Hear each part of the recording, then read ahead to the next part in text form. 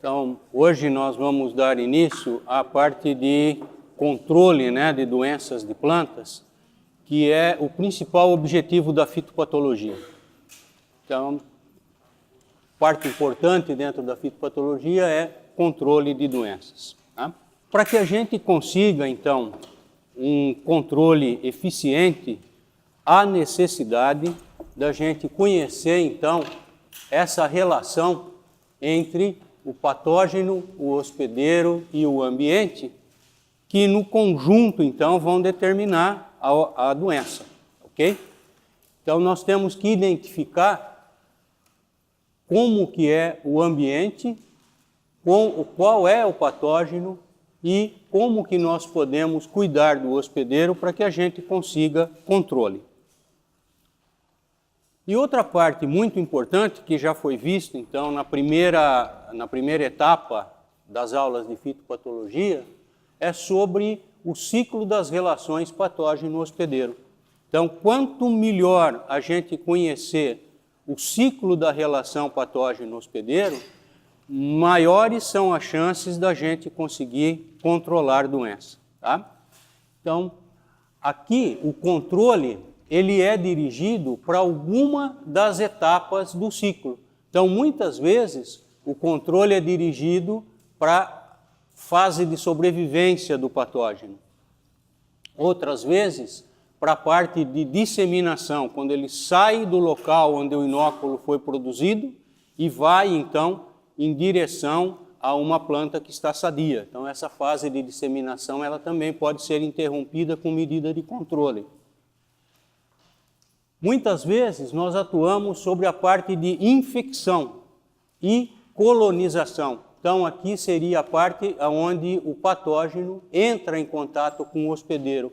Então nós podemos atuar também nessa fase, tentando brecar principalmente a colonização dos tecidos do hospedeiro. A reprodução normalmente ocorre durante a fase de colonização ou logo imediatamente após, E aí repete-se então o ciclo, Nós podemos ter o ciclo primário, que corresponderia então a essa fase externa do ciclo que está esquematizado aqui, e nós temos o ciclo secundário, quando nós temos principalmente doenças que ocorrem causando principalmente epidemias. Tá? Então isso daqui vocês já viram na primeira parte da disciplina, e agora a gente vai entrar propriamente na parte de controle. Quando a gente fala em controle, a primeira coisa que vem é controle químico. Isso é normal, Muitas vezes aí fora, quando a gente participa às vezes de conversas informais, o pessoal vive perguntando para a gente que está com problema de uma determinada planta e precisa de um veneno para controlar o problema. Então, eles falam que veneno que eu aplico. Então, é uma ideia generalizada de que o controle de doenças é especificamente tratado com produtos químicos. O produto químico também faz parte do controle, mas não é somente esse tipo de recurso que nós temos para controlar a doença. Então, é por isso que vocês veem listados aqui diferentes métodos de controle. Controle biológico, cultural, físico, genético e químico. Então, o importante é que a gente consiga conciliar essas formas de controle para que a gente tenha aquilo que nós chamamos de manejo. E com isso, a gente reduza ao máximo possível os danos que a doença possa causar. Então, no fundo, nós temos que conviver com a doença. E essa palavra controle, ela traz um sentido mais absoluto, quer dizer, quando eu aplico, eu consigo controlar totalmente a doença, e não é bem assim. Quanto melhor eu conseguir combinar essas formas de controle, mais chances eu tenho de controlar a doença, e menos produto químico eu vou então utilizar. É por isso que a gente vai ver essas diferentes formas de controle. Especialmente na aula de hoje, nós vamos falar de controle cultural e controle físico. Então, vão ser os temas abordados na aula de hoje. Começando pelo controle cultural, então. Então, a fundamentação do controle cultural é o emprego de práticas culturais. Então, determinadas práticas culturais podem ser usadas visando controlar a doença, né? E, como eu disse para vocês, a fase em que o controle cultural atua são duas, né? A fase de sobrevivência e a fase de disseminação do patógeno. Então, são essas as fases que o controle cultural vai pegar. O objetivo do controle cultural é sempre reduzir inóculo. Então, a ideia é baixar, diminuir população de patógeno para que nós tenhamos menos problema com a ocorrência da doença. E a aplicação desse controle cultural é feito de dois modos, através da rotação de cultura e através de algumas medidas alternativas. Então, dentro do controle cultural, nós vamos abordar como funciona a rotação de cultura no controle de doença e algumas medidas alternativas à rotação de cultura que também vão contribuir para a redução do inóculo, que é o objetivo do controle cultural. Bom, como está indicado aqui no slide, né, a rotação de cultura é a principal prática cultural, né, e está relacionada com a fase saprofítica, ou seja, quando não existe mais o hospedeiro no campo, né? Quando o patógeno não está na sua fase parasitária. É por isso que a fase saprofítica se caracteriza entre as fases de parasitismo. Então, tem-se a planta no campo, nós temos o patógeno causando doença. Quando é feita a colheita, retira-se o hospedeiro do campo. O patógeno tem que sobreviver na ausência do hospedeiro. Essa é a fase saprofítica. Quando o patógeno volta na próxima safra, novamente, ou melhor, quando a cultura volta na próxima fase, o patógeno de novo tem o hospedeiro para que ele possa infectar, né? Então, existem algumas características apresentadas pelos patógenos que vão facilitar a aplicação do controle cultural. Então, vamos falar rapidinho sobre cada uma delas. Uma delas é a sobrevivência limitada aos restos de cultura do hospedeiro. Então, quando o patógeno depende, na sua fase saprofítica, dos restos de cultura do hospedeiro, e ele fica limitado aos restos de cultura, é mais fácil da gente controlar do que se ele sobrevivesse na matéria orgânica de modo geral, principalmente a matéria orgânica que ele encontra no solo. Tá? Ausência de habilidade competitiva.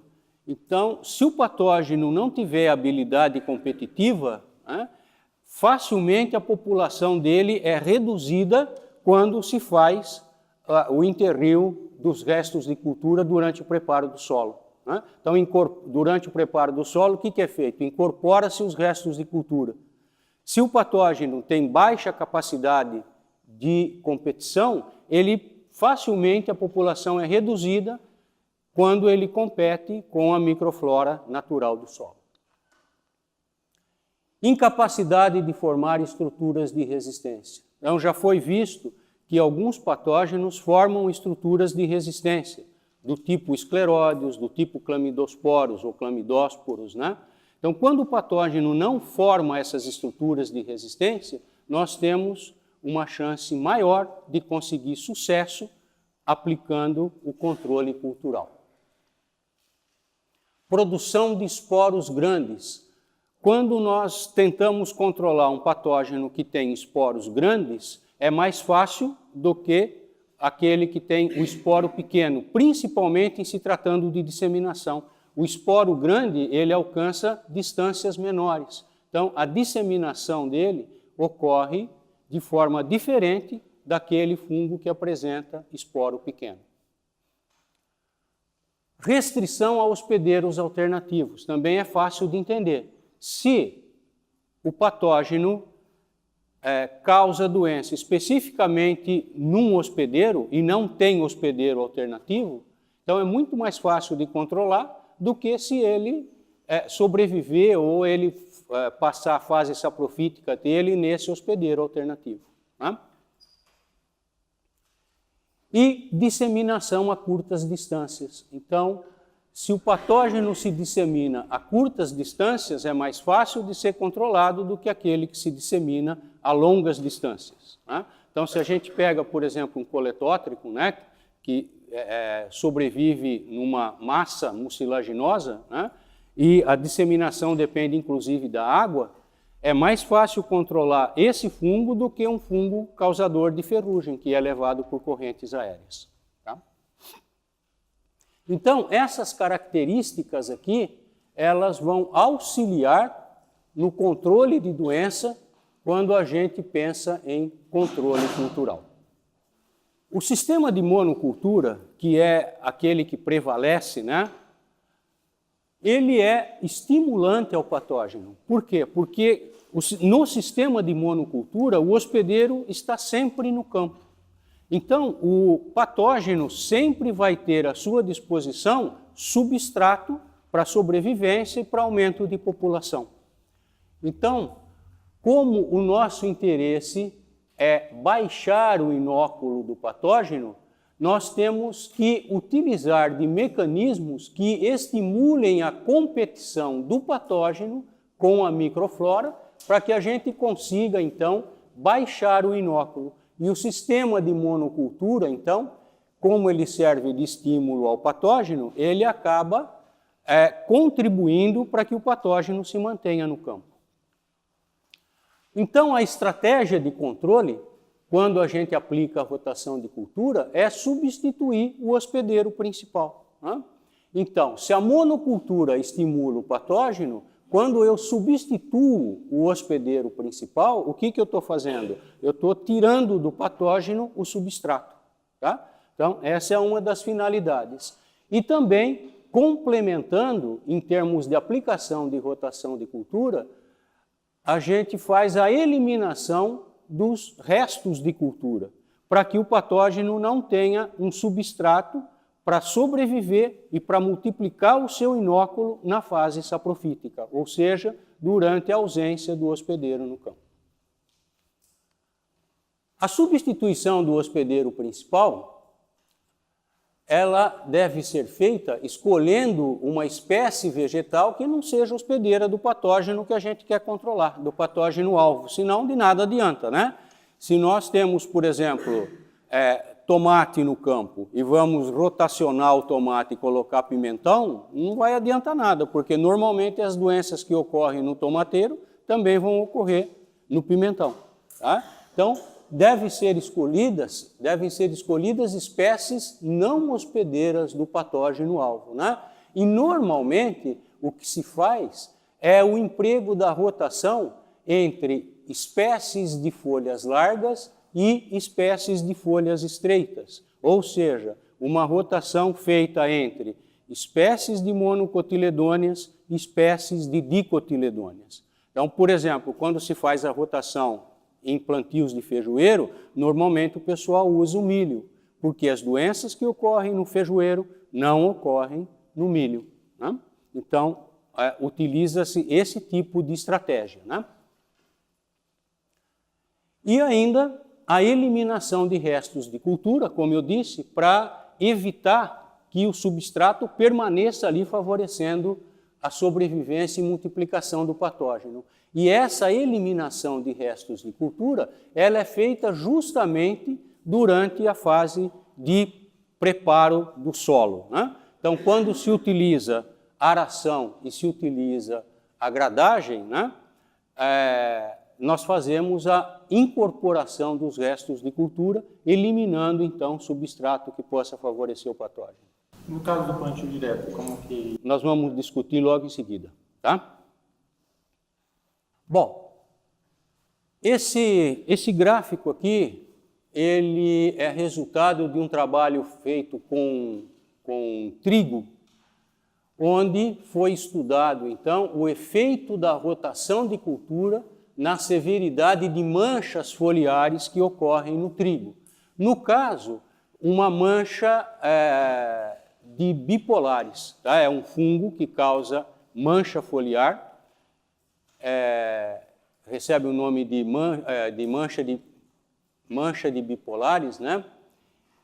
E justamente para mostrar a decomposição de resto de cultura e a redução no inóculo do patógeno. Então, à medida que a gente elimina o resto de cultura, o que acontece? O patógeno, a população do patógeno tende a baixar proporcionalmente.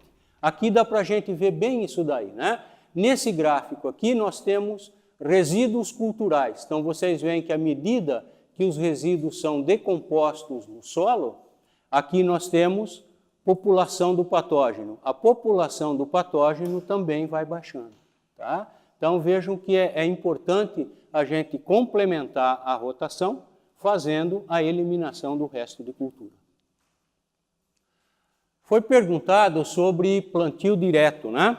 Então nós vamos tratar da rotação de cultura no plantio direto. Como que a rotação funciona nesse caso? Então, o plantio direto envolve a presença de restos de cultura na superfície do solo. Então, é feito o plantio, né? Quando se faz a colheita, o resto de cultura permanece cobrindo o solo, ou seja, a palhada continua sobre o solo. Novamente, entra a cultura, né, sobre a palhada, colhe-se outra vez, o resto de cultura permanece cobrindo o solo e assim ao longo do tempo. Em contraposição, o plantio convencional elimina, então, os restos de cultura. Por quê? Porque se faz a colheita e, em seguida, se faz o preparo do solo para a próxima safra. Então, com isso, elimina-se o resto de cultura. Então, nós temos duas situações. A situação do plantio direto, onde a palhada permanece no campo, e o plantio convencional, onde o resto de cultura é eliminado através do preparo do solo. Tá? As doenças de patógenos com fase saprofítica em restos de cultura do hospedeiro são favorecidas pelo sistema de plantio direto. É fácil a gente entender. Se eu tiro a planta viva, mas o patógeno sobrevive no resto de cultura e eu continuo mantendo o resto de cultura ao longo do tempo, o que eu estou fazendo? Fornecendo o substrato para sobrevivência e aumento da população do patógeno. Então, o que acontece ao longo do tempo? No plantio direto, a rotação de cultura se torna obrigatória, porque vai chegar um ponto em que o inóculo do patógeno é tão alto que não se consegue mais manter o plantio direto, né? O inóculo fica alto. Quando entra a próxima safra, o inóculo do patógeno já está lá em cima. Então, com isso, os danos são maiores. O que acontece no plantio convencional? A rotação de cultura é opcional. Então, eu posso ou não fazer. Por quê? Porque eu não estou favorecendo o patógeno mantendo a palhada ou o substrato no campo. Deu para entender aí como é que ocorre? Tá?